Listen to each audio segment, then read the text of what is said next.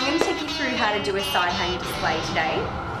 The first step that you take is to look over the visual merchandising directive, the notes that we send through on a fortnightly basis. So I'll quickly take you through the VM directive.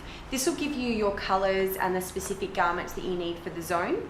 It'll also give you any changes and amendments, stock that comes in and stock that goes out, an update from the last visual merchandising directive that went out.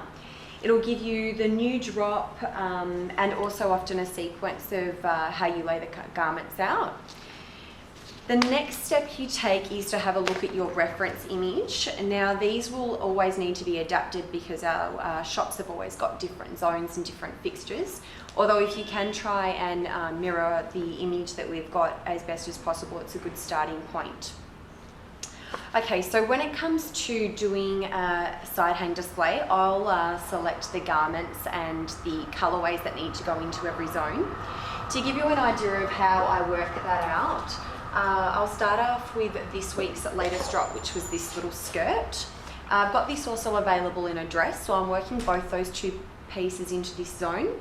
So pretty much you have a look at the print, and the print will tell you the colours that need to go into the area.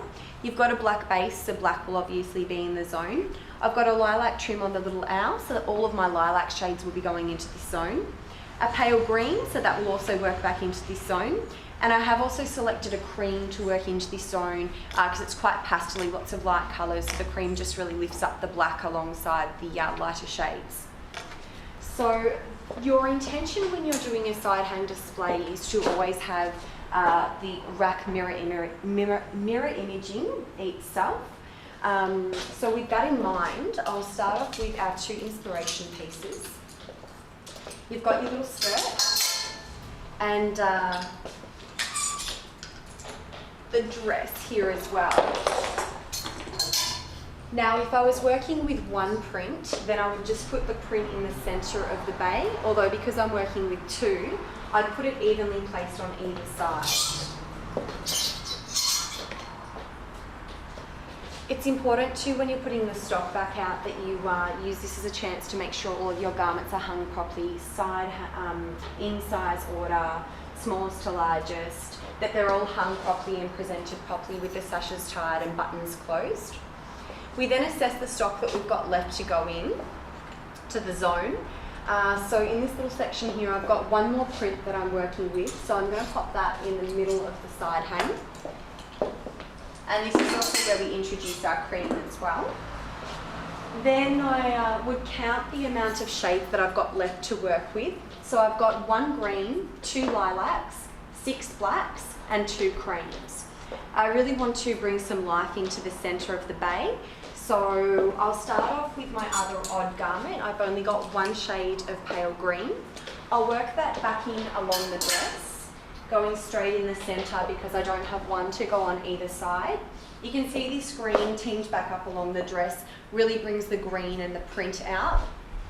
Then I've got my lilac. So grab my 2 lilac shades, and these must mirror each other. So pop the little lilac top to the front and the little lilac dress to the back. So that's pretty much your print and main placement for the side hang. The rest of the colours that we're working with are tonal colourways, so they're a lot easier to slot in. We'll go into, we've got 6 shades of black and only 2 of cream. So we'll start off with our black shade because it's the predominant colour. So let me grab a black piece. Okay, we've got our little black knit to start us off. So we'll pop that little one in first. We've then got 1 cream and 1 black to work back into the group. So pop those 2 in. We're then broken up with a print. So I'm just going to clone that image to the other side, the black, cream, black, to fill the same zone.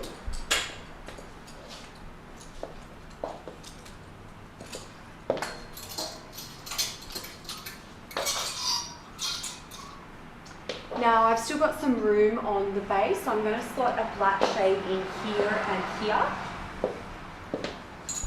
So I'll pop the dress up along the other dress. we try and keep all lengths the same, sleeve lengths and dress lengths the same. This doesn't always work, but it is something that you aspire towards. And then I've got the little black jacket to also work into the group. So slot the little black jacket in. Then you assess the odd pieces that you've got remaining. So I've got this little dress left over and also the little skirt. Now with your odd pieces, if you don't have a lot of print, you can slot them into the middle of the bay, just like we did with the green.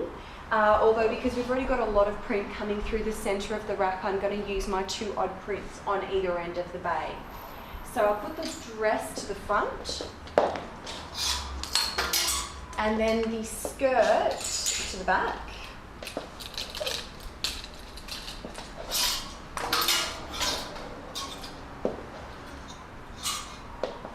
Now with your front-facing garment as well, it's important that you layer it.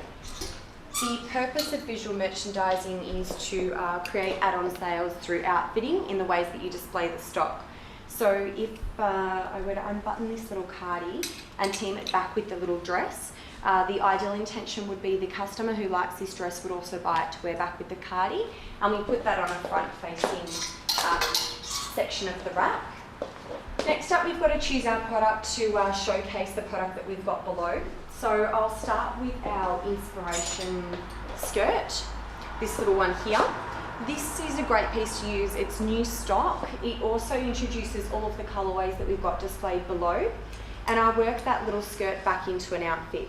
So I've teamed that one back with our lilac top, and then that can also work back with your little jacket and the scarf. So if we just display those up there, like so. And then finally finish the area with accessories. So I've got this little bag that works that.